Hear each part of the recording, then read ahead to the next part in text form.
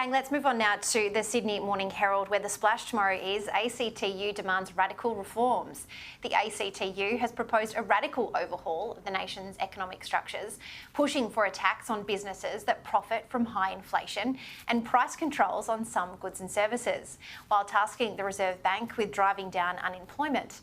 In a plan it once debated at the federal government's Job Summit, the peak union organisation also called for penalties on businesses that funnel money to shareholders rather than expanding operations and restrictions on speculative borrowing for property.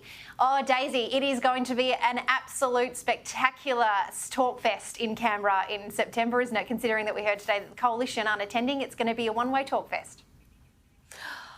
Oh, good Lord, they're not attending. That is just like the icing on the cake of what is going to be this like union-enthusiast, lefty love fest of these big government megalomaniacs talking together about how they can squeeze every single inch of the economy that's not already nailed down so they can redistribute the income somewhere else. It is honestly like a parody of itself. And of course, this is what we sort of knew would happen with an Albanese Labor government getting in, where people warned that they'd be either, influenced a bit by the unions. Well, look, they're already being petitioned by the ACTU to put in these quite radical policies. And the thing is, of course, if you are talking about taxing businesses, that provide a lot of services, that tax, you might say, okay, we'll tax the businesses, then we'll be able to give it to the people. That tax will eventually cause the price of the goods and services that businesses are providing to go up,